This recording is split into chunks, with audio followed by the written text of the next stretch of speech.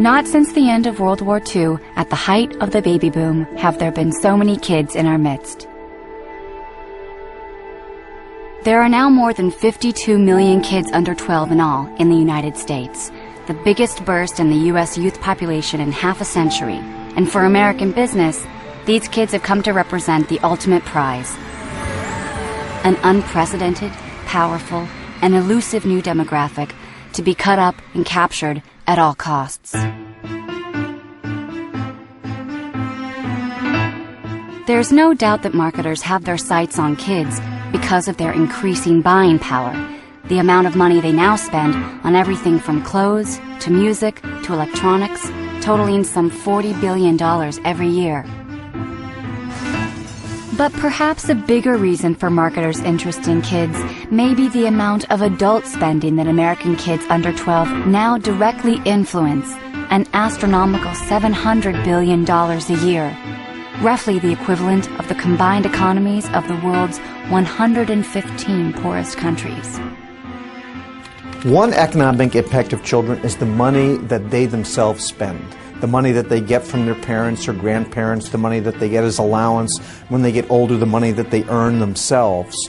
That is an increasingly significant amount of money.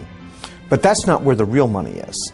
Marketers and advertisers have realized that the real money related to the children's market is in their purchasing influence. Any questions? Jared, does he do any tricks? Does that work for you?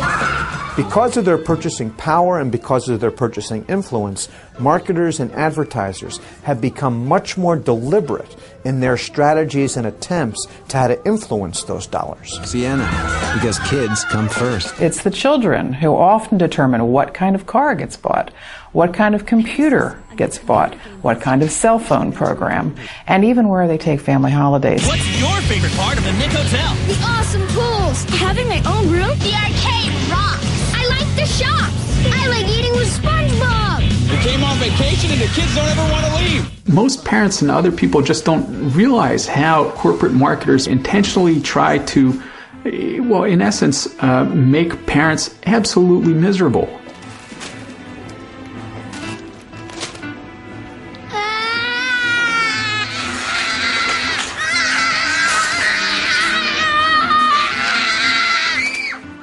Corporate marketers have actually studied the whole nagging phenomenon, which corporations do nagging better, and they provide advice to corporations about, what kinds of tantrums work better. Children sometimes say, can I, as much as 9 times. Will you take us to Mount Splashmore? No. Will you take us to Mount Splashmore? No. Will you take us to Mount Splashmore? No. And part of the nag factor is designed to help maximize the number of times children will keep asking and keep asking. No! Will you take us to Mount Splashmore? Will you take us to Mount Splashmore? If I take you, will you two shut up and quit bugging me? Yeah, of course. Well, will you take us to Mount Splashmore? Yes! Thanks, Dad. So these kids have a lot of power in the economy. The advertisers know it, and they are going after them in a way that is unprecedented. It's the place where I want to be. This generation of children is marketed to as never before. Kids are being marketed to through brand licensing, through product placement, marketing in schools, through stealth marketing, through viral marketing. There's DVDs, there's video games, there's the internet, there are iPods, there are cell phones. There are so many more ways of reaching children so that there's a brand in front of a child's face every moment of every day. What we have is the rise of 360-degree immersive marketing, where they try and get around the child at every aspect, at every avenue. Some 4 great games. Kids are inundated with this. They are buried in this. Buried in this media blitz. Kids are now multitasking with media. Hello?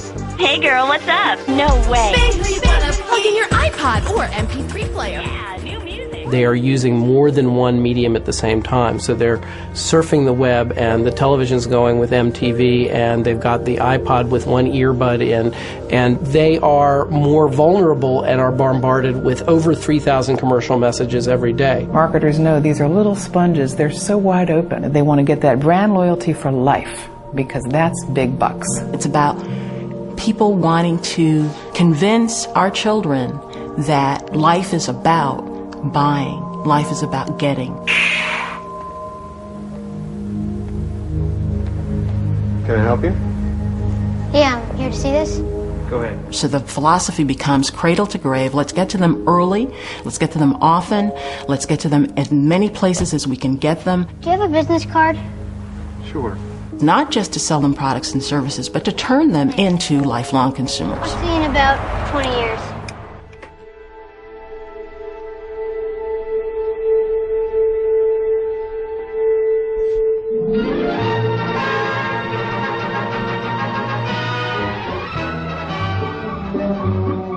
Though grown-ups represent the greater part of any community's purchasing power, children very definitely are an influence in the purchasing of everyday commodities. Children have participated for a very long time in the consumer marketplace, but in the past, children's consumer culture was a cheap little culture. Every afternoon, the kids make a beeline for the Seminole 5 and 10, a terribly misnamed candy store. It should be called the Seminole 1 and 2, because that's the way Alice and Frank Smith make their living, a penny at a time. Well, it's penny candy because kids only had pennies. Kid, this is a toy you've got to have. Look at the fun Debbie and Andy are having with these realistic ride-em toys. Although it's true there was advertising to children back in the 1950s, the 1960s, even in the 70s, the amount of it was very confined in comparison to today. You want to get a Slinky.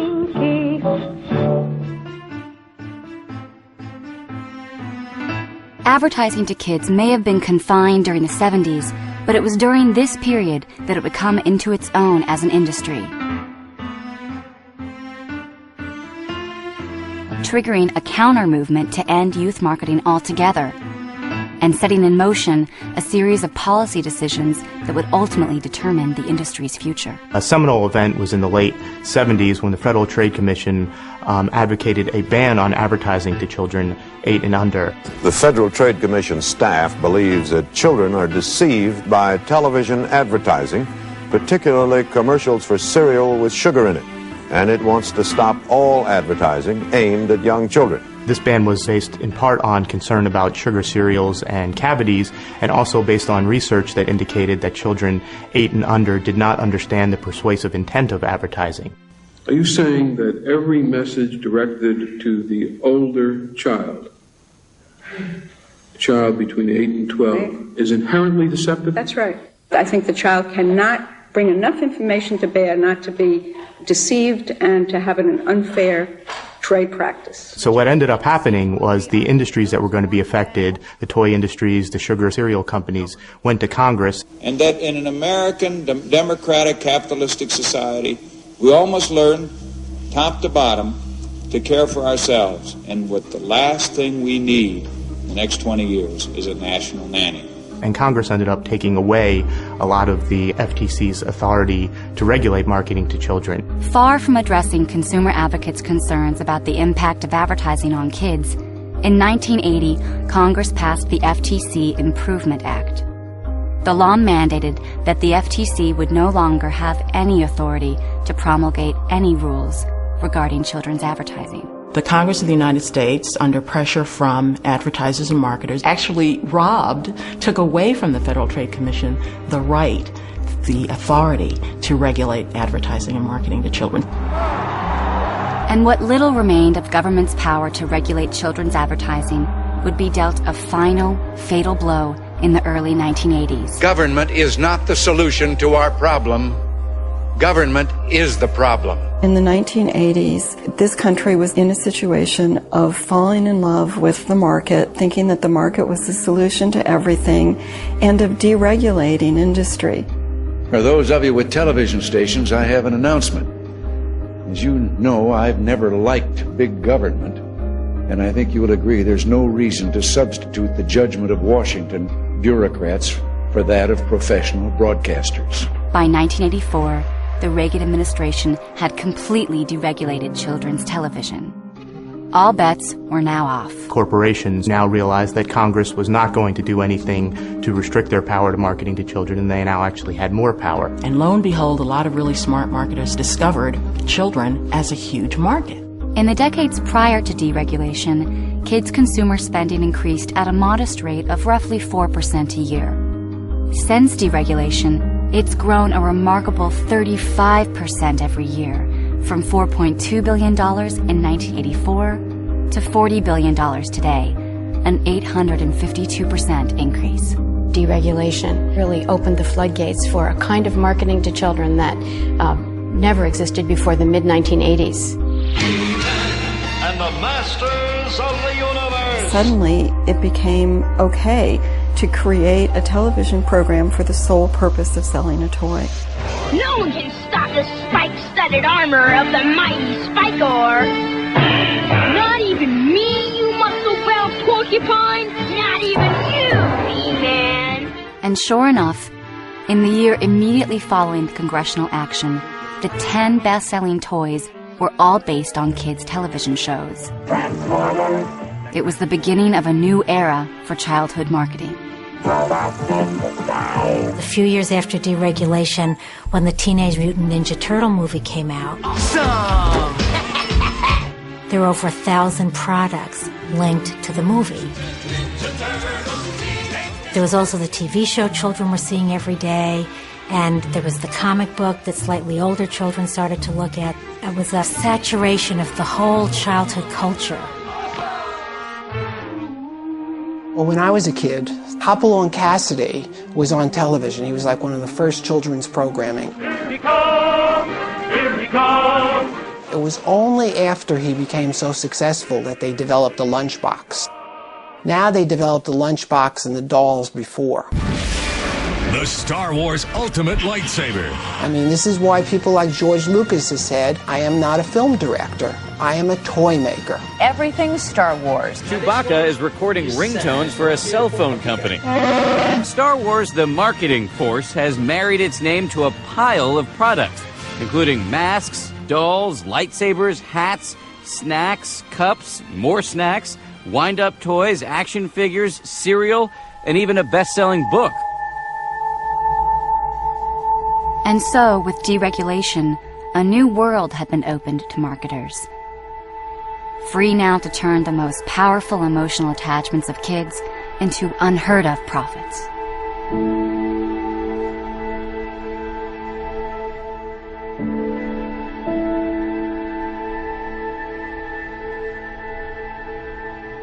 Their goal is to insinuate their brands into the fabric of children's lives. So many children's characters' principal function is really to hook kids on products. They're designed to pull on kids' heartstrings. It's your chance to make The Little Mermaid part of your world. And then who's holding the strings?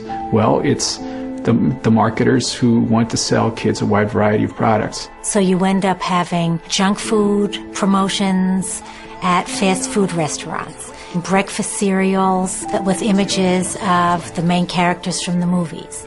You have bed sheets so the children literally go to bed thinking about the images, and then they go to school with their backpacks and their lunch boxes with the logos. And then they get to school and their friends have on the t-shirts and the shoes and they want them. Hello, Scooby-Doo crackers. Scooby-Doo? Do you like those? Yeah. Have you ever had them? No. How do you know you like them? I love them so much. SpongeBob SquarePants was Kraft's best-selling macaroni and cheese. I personally know a 5-year-old who told her father in no uncertain terms that SpongeBob SquarePants macaroni and cheese tastes better than any other macaroni and cheese. Now, how do you argue with a 5-year-old about that? I mean, what do you say? You say, well, no, it doesn't. And then she says, well, yeah, it does. Well, no, really, it does. No, it does. I know it does. Well, have you ever had SpongeBob SquarePants macaroni and cheese? No, but I know that it tastes better. Growing up is a very strenuous, difficult, and sometimes hard and scary process for children. One of the things that gives them some stability and continuity in that is their attachment to touchstones in their lives.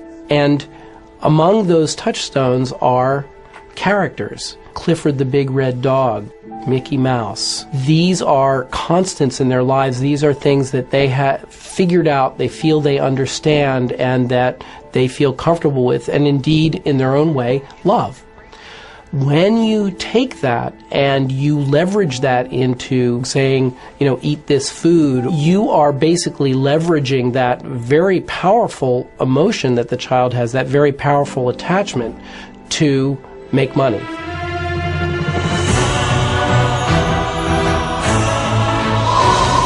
To celebrate Walt Disney Pictures and Walden Media's presentation of The Chronicles of Narnia, The Lion, the Witch, and the Wardrobe, you can get a pop-up storybook and an out-of-this-world action figure in every McDonald's Happy Meal. But marketers have not limited themselves to dropping the names of beloved characters to sell their products. With increasing brazenness, they've also begun to drop the products themselves directly into kids' entertainment. Oh, look at that! Is it a mirage or just product placement?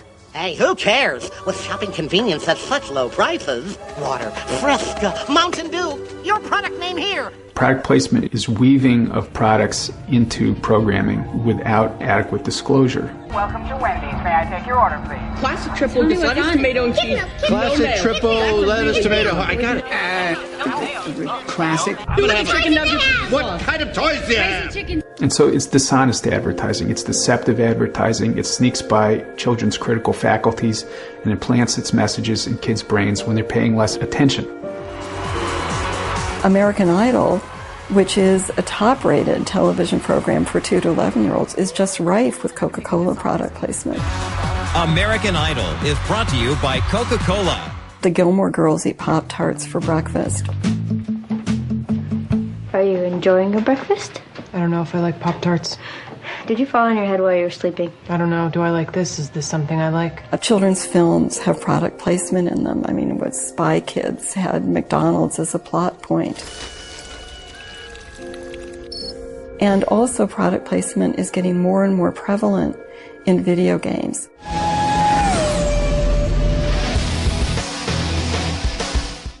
And when ads haven't been serving as a backdrop in video games, they have become the video game.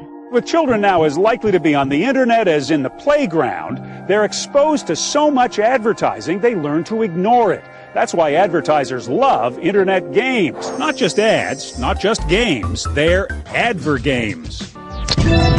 She can score with Skittles, race with Chips Ahoy, or hang out with SpongeBob. It's part of this by any means necessary. I mean, we've got to get to the kid. We've got to make sure that that child is indoctrinated as a consumer cadet. So therefore, we've got to get to them in ways that maybe they don't even know that we're getting to them. This new world of advertising in entertainment and entertainment as advertising no longer seems to recognize any boundaries, especially with the rise of new media technologies.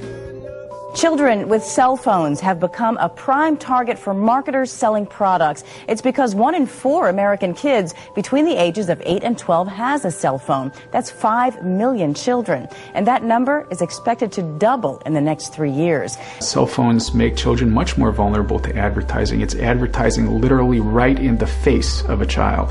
And I can get all kinds of themes, ringtones, and lots of cool games, like Pirates of the Caribbean. Disney and Nickelodeon now have downloadable content for cell phones. Watch videos, catch cast interviews, interact with a favorite Wildcat. Companies are using text messaging in order to reach kids. I mean, if your child has a cell phone and that cell phone has internet access, then your kid's being marketed to, in ways that you don't even know. So we have to stop thinking of marketing to children as just commercials. I mean, commercials are just so 20th century. Introducing Nick Teropolis, a huge new world just waiting to be explored by you. With more than 40 million kids online daily and growing, perhaps no tool has become more important to marketers than the internet. And advertisers are making sure to hit kids where they gather, where tens of millions of elementary-age kids are coming together to chat, play games, and watch videos, all while being immersed in the brand. Welcome to Webkins. At Webkins, for example, millions of kids a day chat with each other, explore, and shop in a virtual world, a world open only to those who go to a designated store and buy a $15 stuffed animal imprinted with a secret code that allows kids to join and enter the Webkinz world, where they are encouraged to shop some more. One of the reasons marketers covet these sites is because of their proven ability to gather personal information from kids. The internet allows people to be micro-targeted. If you have the person's birthday, you could say, "Happy birthday, Billy. Have you seen the new Power Ranger watch?" It's very personal. If you set up 5 different accounts from 5 different geographic areas, on different genders, on different ages, with different preferences, you will see 5 different ads. You will see 5 different worlds. Now, as a child, you don't know that. As a child, you're competing with MBAs. You're competing with some of the smartest people out there. In the face of these developments, many critics of youth marketing have called on schools to develop media literacy curricula to help kids navigate commercial culture. The results have sometimes been less than encouraging. Now a word from our sponsor. That's how some schools are making extra money, literally selling themselves to advertisers. Everything from the band shell. That will be $125,000. To the lecture hall. $150,000. Can be named for a price at New Berlin schools. There's advertising on school walls, on school buses, and gymnasiums. There's donated scoreboards that have the Coca-Cola or the Pepsi logo on them. There are so many ways that commercialism has intruded into our classrooms. There's Coke and Pepsi and Cadbury Schweppes in the schools, which are helping to generate an epidemic of childhood obesity among our kids across the country. There's school book covers. There are sponsored educational materials. There's a company called Field Trip Factory, which takes kids to places like Petco and to Sports Authority and calls that education. The Chicago kindergartners are on a school field trip, but the animals they're going to see aren't in the zoo. We want to welcome you to Petco. Across the country, a growing number of schools are taking America's classrooms to America's malls. There's a new company called Bus Radio, which is trying to compel 1 million kids to listen to 8 minutes of advertisements per hour as they ride the school bus. Bus Radio. Busradio.com. We'll choose a name at random, and if you're the winner, we'll give a pair of tickets to your bus driver, too. You guys can hang out together, maybe share a large Coke. Email us as soon as you get home. There's Channel 1, which compels about 7 million children to watch ads in schools each school day. Today on Channel 1. The purpose of schools, in part, is to promote reason. And the purpose of advertising is to subvert reason, to promote the sale of a product. And for that reason alone, advertising has no proper place in the schools. How often does a company realize that they're going to get a captive audience where people literally have to watch their message? The effort to create junior consumers no longer stops at the school door. It is now following kids into school. But if it's been following kids into schools, it's also been coming out of our schools in the form of advanced academic research, producing a new class of child marketing experts armed with some of the most formidable scientific tools.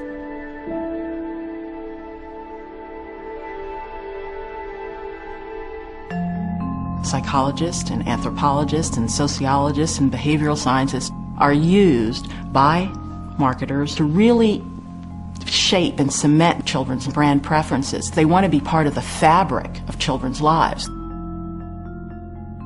12 years ago, there were no youth conferences where you looked at more effective ways to market to kids. Now, there are probably 15 a year, different conferences on tweens, teenagers, the Latino community, how to reach youth with your product, your program, your packages, your characters, your advertising campaign, how to reach them more effectively, how to get more of their dollars, which is marketing, and you can't blame people for that.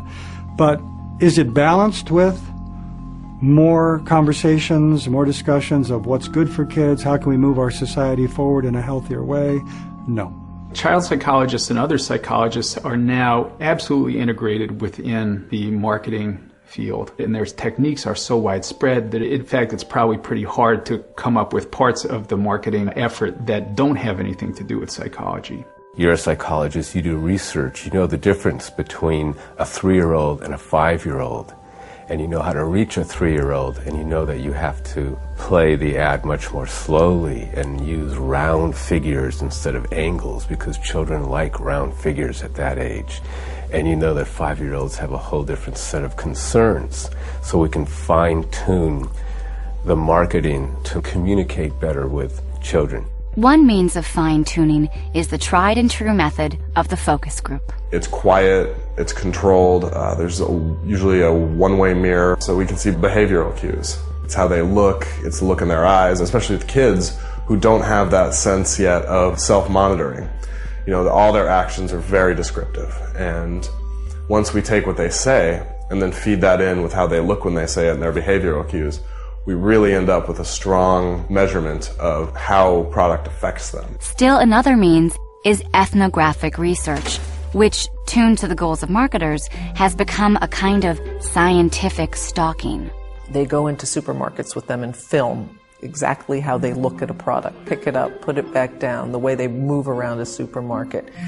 They film them on the playground. They film them in school. They film them eating breakfast. They film them going into their closet and deciding what to wear. What are the things that you need that aren't in here? I need a lot of... They film them talking to their friends. They organize little friendship circles and film what they're doing.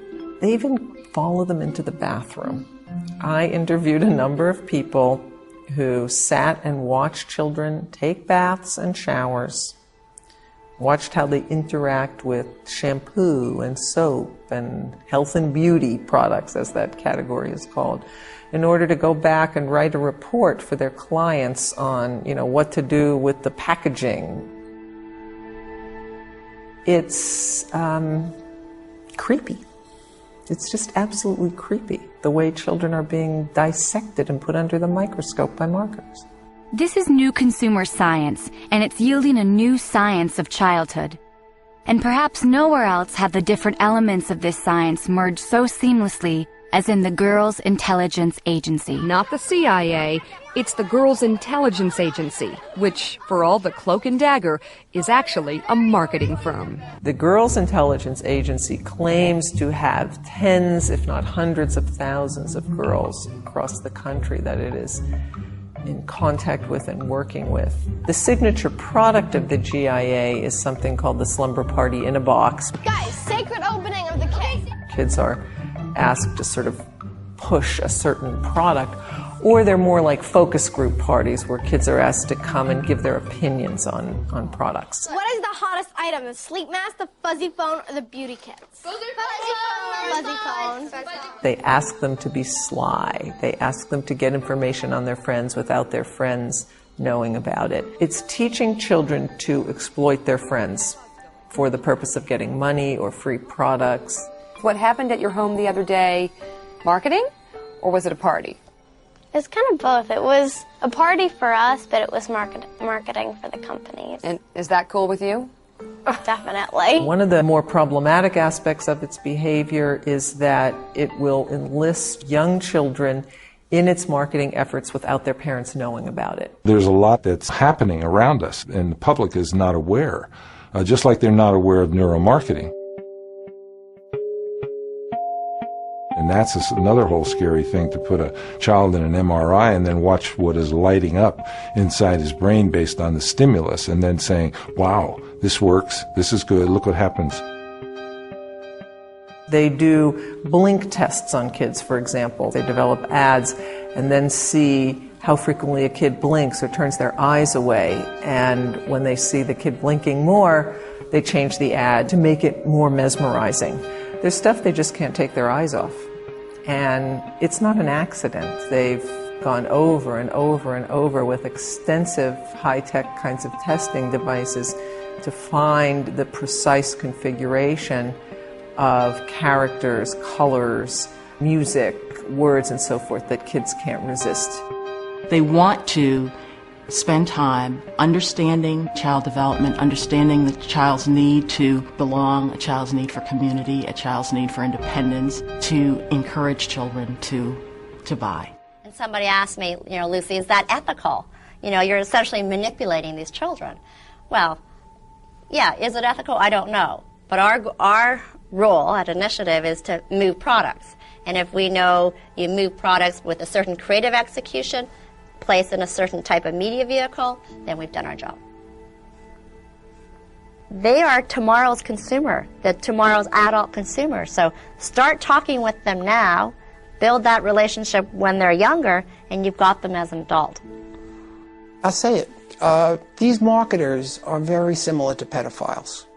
Okay? They are child experts. If you're going to be a pedophile or a child marketer, you have to know about children and what children are going to want. Kids love advertising.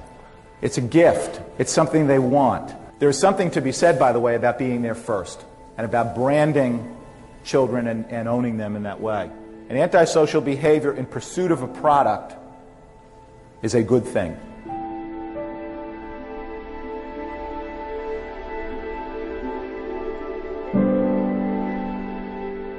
You'll never get away with this, Slippery Sam.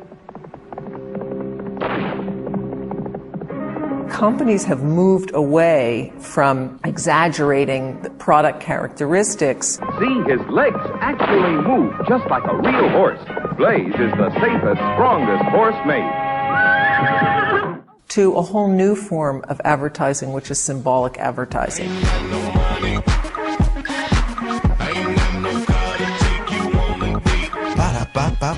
The product is pushed not on the basis of what it can do or how it tastes, but of its social meaning. Run cool! Play cool! Be cool! So kids are taught to want candy or sugared cereals or soda because it's cool. Cheesy. It will define them as an individual. What you buy is who you are. You give a little love and it all comes back to you. There's a mantra in American society. You are what you have. You are what you buy. You are what you own. I mean, where did she find that outfit? Like Ugly R Us? More like Ugly R Her. We are so funny. And pretty. I love us. The corollary of that is, and if you don't have it, then you are less than.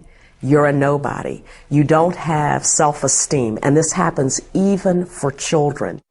Nice jacket. Abercrombie? Please, it's Dior. Why, is yours from ANF? Our mom bought it for him at Kmart. I think the thing that upsets me the most is that it's not just products that are being marketed to children, but values. And the primary value that's being sold to kids over and over and over again is the value that things or stuff or brands will make us happy. The costs of participating in the consumer culture for children have escalated dramatically. I'd like to fight. I'd like to pony. What I love is my first Sony. 15 years ago, the My First Sony, which would be, a kid's version of a tape recorder or a music player, would cost far less than the adult version. But today, it's an iPod.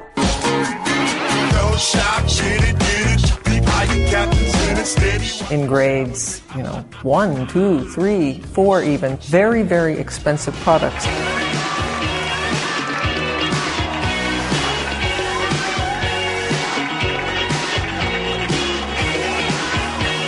We're seeing elementary school girls, 6, 7-year-olds articulating adamant preferences for designer jeans that cost $100 to $150. That's part of that shift from children's culture being a cheap culture to a very upscale children's culture in which it's not only branded, but it's designer branded. Fetch me my Jimmy Choo flip-flops.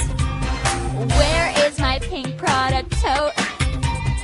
I need my Tiffany hairband. Then I can go for a blow. It's gotta have it, gimme. That's the value system. I want more. Self-indulgence, instant gratification, and materialism. Everything's got to be perfect for me. That's the basic consumer identity. You could try thinking of things that remind you of each note. Dough. Oh, that's easy.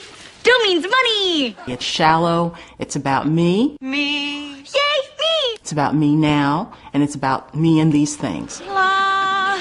Law is something you get to break if you're rich. That's the attitude. It's all about me. You know it's all about me. You know it's all about me. it's all about me. We know it's all about me. It's really a disservice to kids. I think part of what we need to be able to tell kids is that it's fine to have nice things. There's nothing wrong with having nice things. But don't mistake that for happiness and satisfaction. In about 20 years, what do you want to be? Oh, I want to be a baseball player. A teacher. I want to be a policeman. When I first started seeing children as a psychotherapist about a quarter of a century ago, I would routinely ask them what they wanted to be when they grow up, and would hear things like a nurse, an astronaut, or some profession that seemed glamorous to them. By the way, what does your father do for a living? He designs Designs what? missiles. Missiles. And what are you going to do? I'm going to be a postman. Now, why do you want to be a postman? There isn't so much to it, and you can read the postcards. Around the late 80s, it started to change, and I started to hear children answer that question with the word rich. When I grow up, I want to be rich. I want to make a lot of money. I want to have a lot of stuff. How we doing today? What's my son? Bacon, bacon, mini-me. And we ain't faking, something to do A little shaking. The commercialization of childhood is permeating their lives. We're talking about a profound remaking of their psyche. In that world of materialism, kids are not allowed to be kids anymore. They have to grow up fast. We see it in the way they're being asked to dress, the violence they're being asked to navigate, and what's getting squeezed out is childhood. Marketers even have a name for this trend. They call it kids getting older, younger. Where's Carla? Meet the go-to girl of the fashion world, you. The natural developmental urge is to be older, more mature, faster. No one who is 17 reads 17 magazine. It's the 10 and 12 and 13-year-olds who are reading it to understand what it's like to be 17. What is happening is that marketing is taking advantage of that natural urge and selling down to lower and lower age groups. Manicure and pedicure parties are a big hit for 5-year-olds like Talia. Aren't these gorgeous? And why wouldn't girls as young as the age of 6 buy cosmetics? Experts say their role models aren't teachers, astronauts, or doctors. Instead, it's the teen idols they're attracted to. And nothing points to the industry infatuation with age compression more than its invention of the tween. Club Libby Lou caters to tween girls, like Shelby celebrating her 10th birthday with friends. And afterwards, Look at this. This is so cute. showing mom what a tween girl wants. It's like bling bling. And that's just what a CEO wants. There's a lot of little girls out there, and they have a lot of buying power. Tween. In between. In between what? I don't know. I don't know what's before tween, because the bottom end of tween is constantly getting younger. It used to be, I believe, 8 to 12, and now it's 6 to 12, and it can get 4 to 12.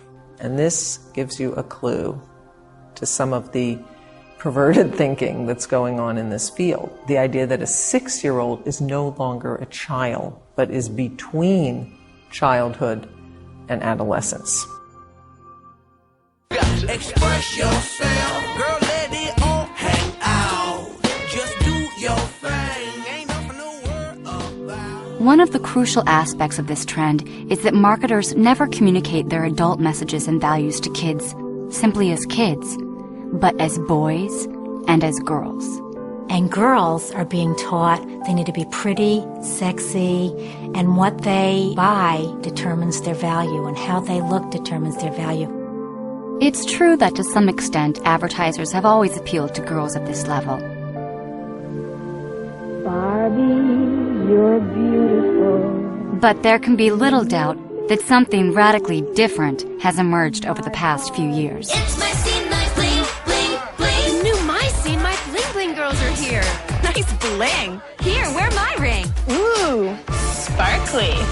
You see now dolls with highly sexualized outfits and themes marketed to 6-year-olds. I go to visit preschools, and I'll see 4-year-old girls in what I often call crotch skirts, modeled after Bratz dolls. That's so cute. I would seriously wear that. Thanks. Be Bratz. Be long. While one part of you cognitively may be able to accept belly shirts when you're 7 years old, are you emotionally mature enough to handle the outcome when you go out in public and people look at you like, an underage Britney Spears? And with boys, we see the same pattern.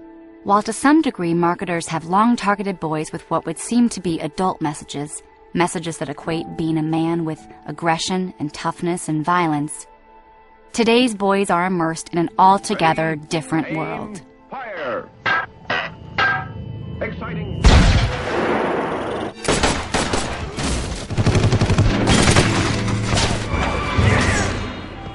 With boys, what we see is the use of images of violence, power, domination at very young ages. With video games, for example, we went from 16-bit to 32-bit to 64-bit to 128-bit technology in about 5 years. What that means is that we're getting closer and closer to virtual reality.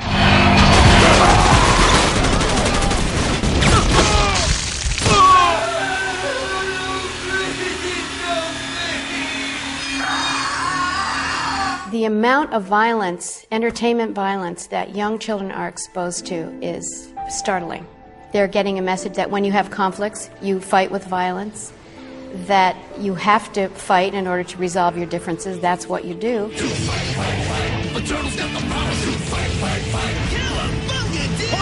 And that watching violence is fun. What the hell is this? What the hell is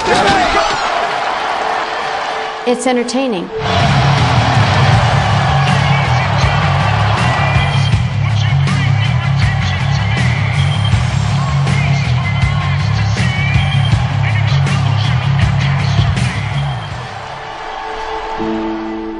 The Federal Trade Commission report that came out looking at the marketing of media to children showed that indeed the media industry was marketing material to children that even their own rating systems said were too young for that material.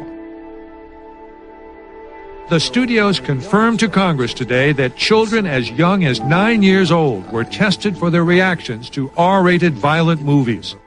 Clearly, there were times during the period discussed in the FTC report when we allowed competitive zeal to overwhelm sound judgment and appropriate standards. So the very people who are making the product are telling you what's appropriate for kids. And there has been a shift in the space of a decade of one full ratings point. So what was an R-rated movie is now a PG-13. They don't use child development experts in deciding this, and the questions they ask are not, is this okay for kids? It is, would parents let kids of a certain age watch this? I still masturbate to Pam. Greg? Look at those boobs. Man, I just want to lather them up with soap and just... One thing that happened when the movie studios tightened up on letting kids into R movies was that the sexual content, drug content, alcohol, tobacco, profanity, adult content migrated into the PG-13 movies. So they're a lot more like what R movies used to be. And a Hollywood movie that's rated for older viewers, PG-13 or R,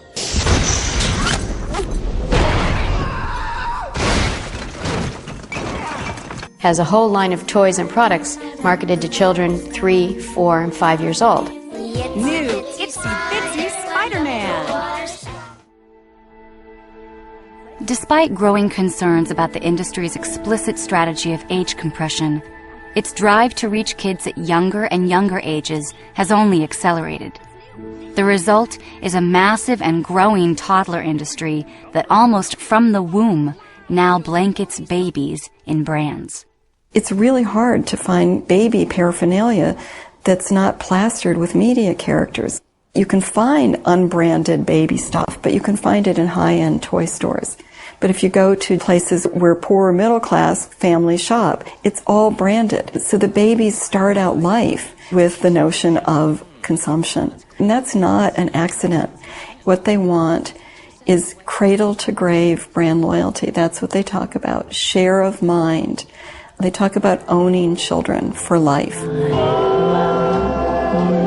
Norman Feeney, Pepsi drinker for life. There's been this recognition, apparently, that children as young as 6 months of age can recognize brands. So now, if they can recognize brands, we've got to make sure that they recognize our brand. The marketer is interested in getting to that child at the very, very beginning to begin to shape that child's worldview, to begin to shape that child's brand preferences, to begin to basically tell the child, in a sense, what that child needs in order to have a meaningful life.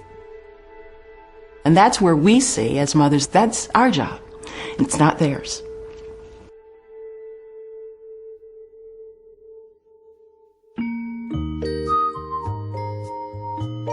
Where to turn in such a world? Millions of parents are now finding some solace in what appears to be a counter-trend.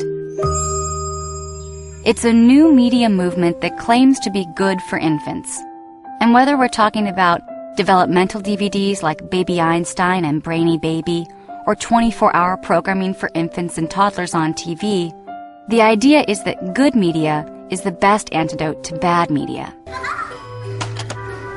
We don't get to decide how tall they'll end up, or what their shoe size will be in 2 years. But how big their imaginations get? Is that your shirt? Well, we do have some say in that. The idea is that our kids would be all right if parents would simply turn their children away from the commercial clutter and turn them on to educational media. Because kids don't just grow up, they think up. But the question is any of this even true? There is not one iota of research evidence that shows that they teach children anything, or that the children who experience these things at early ages are any different in terms of their educational capacity or their fund of knowledge later on down the line. It is a huge, hundreds of millions of dollars a year business. And they're selling it to parents' insecurities. You'll never get into college if you don't play your video game. They're basically letting parents think that if they don't get these things, their children will be behind. What will this home video end up being labeled? Kyle and Max in the car? No, Kyle and Max playing. Cat, we want tea. Make that Kyle and Max increasing the size of their brains. The majority of parents think if they don't put their kids in front of media early and often, that they are going to be behind other kids. And even as this industry has been making big educational claims, it's been making even bigger profits. Sales of infant videos and DVDs purporting to be educational are expected to reach $7.8 billion by 2010. After her daughter was born, Julie Agner Clark searched for ways to share her love of music and art with her child. So she borrowed some equipment and began filming children's videos in her basement. The Baby Einstein Company was born, and in just 5 years her business grew to more than $20 million in sales. Julie Agner Clark. This is a billion-dollar industry that is a complete and total scam. There's no evidence that a baby watching a DVD is learning anything. Educational videos aimed at babies may not be such a bright idea after all. A new study found that children who watch popular DVDs like Baby Einstein and Brainy Baby actually have poorer vocabularies. One researcher even said she'd rather have babies watch American Idol. The American Academy of Pediatrics has now for 7 years recommended that there be no screen media use for children under the age of 2. And this is for some very specific reasons. First of all, there is no solid scientific research evidence that children under the age of 30 months or 2.5 years can learn anything from an electronic screen. A lot of media early may in fact change the way the brain develops. 3 new studies out tonight are the latest to suggest that heavy television watching can hurt children's ability to learn. The more television infants and toddlers watch, the greater the chance they'll have trouble paying attention and concentrating during their very early school years. Researchers say hours spent in front of the TV only trains the brain to watch more TV. A child weaned on bright colors and rapidly changing images will find it tough to focus on a teacher. During the first 2 years of life, their brain is rapidly developing.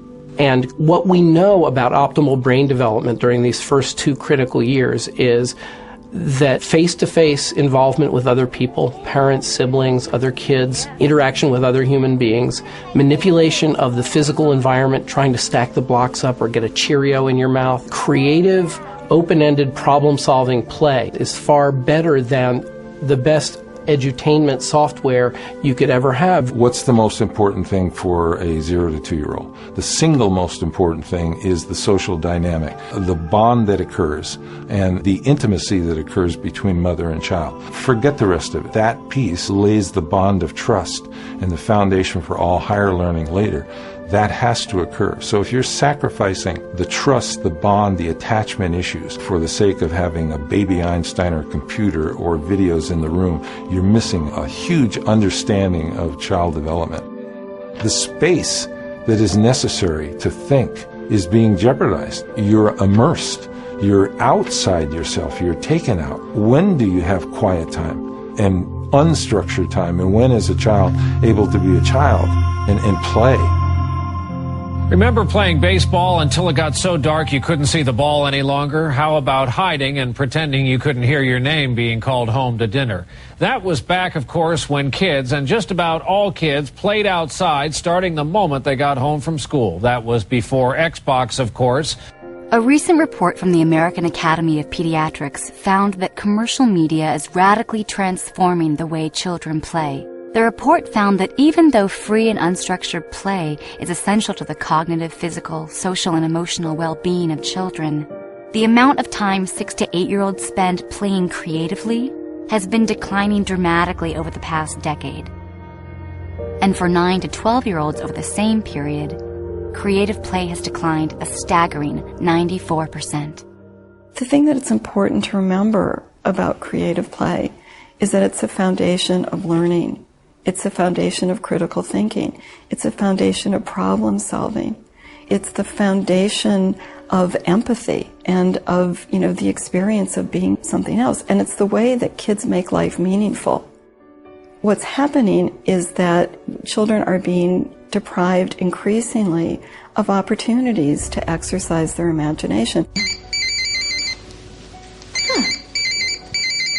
Parents are being encouraged to hand babies cell phones because of the Sesame Street content or the Nickelodeon content. We now have, screens in the back of minivans and portable DVD players for toddlers. We're raising a generation of children who are never going to have the experience of having to amuse themselves or having to calm themselves down.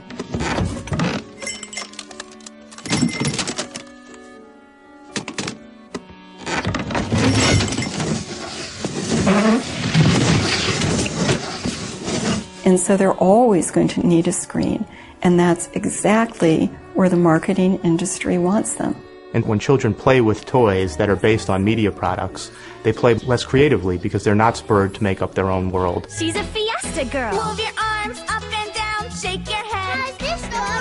They're not spurred to make up their own storylines. What they do is they just regurgitate what they've already seen using products that are based on the film or on the television show. Every flip, every stick, every web swing and trick Spider-Man can do, now you can too with the Spider-Man stunt system. It's not real play.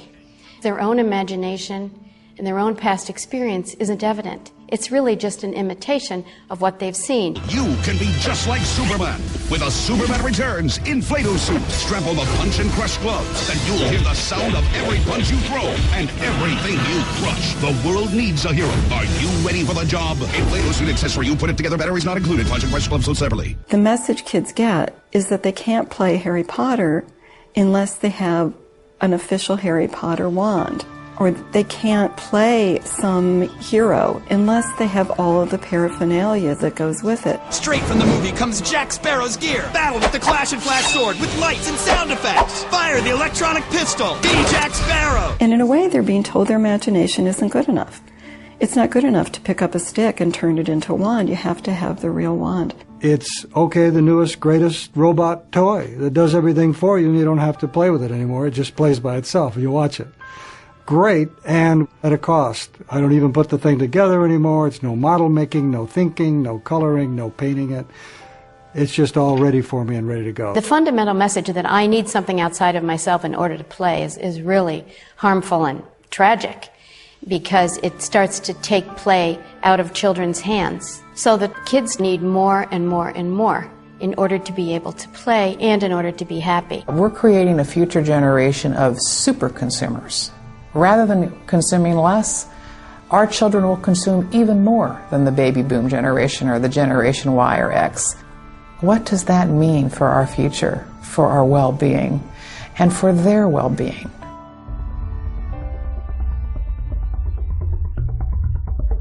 40 times as many young people are now being diagnosed with bipolar disorder than 13 years ago. Attention deficit hyperactivity disorder. Almost 4.5 million children in this country have been diagnosed with ADHD. Doctors are writing a growing number of prescriptions for antidepressants for children, as many as 8 million a year. 1 in 3 children born in the year 2000 will develop diabetes. For the first time in decades, the rate of hypertension in children is rising. This generation of children is the heaviest in American history. An estimated 16% of all children and teenagers are overweight, 4 times as many since the 1960s. It's kind of like we're saying in our society, we don't care about children. For all the rhetoric about kids, we're treating them as one thing, buying power consumers. And no matter what they buy, we want them to buy, even if it's going to kill them. The sick child, as viewer consumer, has replaced the healthy child of sports, play, and make-believe. People who are really smart, who've done a lot of research on this, are beginning to say, wait a minute, there seems to be some association here between advertising and marketing and all these problems. I designed a study which looked at children's involvement in consumer culture, and what I found was the more media a child used, both television and other forms of media, the more likely they are to score high on a depression scale and an anxiety scale. This is one of the very most important public health problems in the United States, if not the most important public health problem in the United States. And one of the most disturbing of these negative health trends is the rise of illnesses linked to childhood obesity. The dark side of a kid's consumer culture that promotes junk food and sedentary media use over physical exercise. Life expectancy of kids today will be shorter than that of their parents, the first such decline in modern times. Over the last 2 decades, obesity rates have doubled in children and tripled in teenagers. One of the concerns that people have with our current pandemic of obesity is that we are teaching kids to eat the wrong kind of things earlier and earlier. The consequences of America's weight problem now extending to child safety seats. A new report says many very young children are too heavy for standard car safety seats. Manufacturers starting to make heftier models to address the problem. And we are seeing problems that we used to never see until adulthood now in children as young as 6 or 7, such as type 2 diabetes. Diabetes is a terrible disease with lifelong implications. You die young, you die miserable. This is not diabetes that is based on genetics. This is diabetes based on weight. Diabetes, being a chronic illness, affects people's eyes, it affects their circulation, it affects their heart. There is going to be a health care crisis, a concrete health care crisis. Despite these concerns, regulators have not only been reluctant to address the problem, but even to acknowledge that there is one. There are no simple solutions to this problem. Look, even our dogs and cats are fat, and it's not because they're watching too much advertising. So you're saying advertising has had no impact on the increased obesity problem? I'm saying that if you look for a correlation and causation, there is none. There's no way we can really make childhood healthy in this country without a government effort. We've done it in other areas. We do it in the area of child safety. We have laws about putting helmets on kids, seatbelt laws, tobacco marketing to kids, but somehow we think it's okay to make children fair game for marketers who just want to profit from them, irrespective of the impacts on their health and well-being. Not once have I ever heard a corporation say, let's put on the chalkboard The pluses, the maybes, the questionable impact, and here's some negatives that could come out of our product or program. I've never seen it. If I'm a producer and distributor, I don't think it's fair for me to say, well, I don't care what the social consequences of what I do are. I'm just making a buck. I mean, we wouldn't tolerate that in a lot of other areas. The marketing industry spin is that it's all up to parents and that parents should be the sole gatekeepers. What about their parents, though? The parents are responsible for the conduct of the child. Does. Isn't it a parent's responsibility? Isn't it the parents' responsibility to monitor what their kids are reading and watching? Isn't the choice of what to buy and feed kids up to parents, ultimately? Parents can't cope with this alone. They need help. We have a $15 billion industry that is working day and night to undermine parental authority. Responsible adults would say that, of course, parents are responsible. But if children are not with their parents 24 hours a day, if they're in school and the school is full of advertising and marketing, if they go to daycare and the daycare center is full of advertising and marketing, if someone's inviting them over to a slumber party and there's a surreptitious selling or market research going on there, I think it's asking an awful lot of parents to take all the responsibility. It's akin to a owner of a large fleet of trucks announcing that our fleet of trucks from now on is going to be barreling down the road, especially where children are, at 150 miles an hour. Parents, watch out. It's your job to take care that your children don't get hurt. No one would argue in that case that the owner of the fleet of trucks doesn't bear any responsibility at all. In fact, the FTC and the FCC's role is to protect children when the marketplace isn't protecting them. And we have a situation now where those agencies are not fulfilling the role that they actually were given when airwaves, for example, were turned over to private corporations. So things are very out of balance. We're the only industrialized country in the world that really doesn't have a policy about this. I have consulted and spoke to people in Ireland, in the Scandinavian countries. They don't permit this type of advertising. But usually, when there is any type of debate about this, the industry brings out the First Amendment rights, okay, the Constitution. I say they're entitled to the Constitution, but they're also entitled to the shame.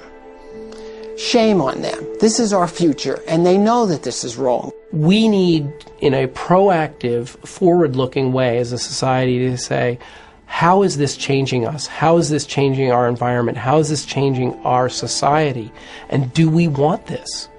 I think that we have to look at this as an issue of rights.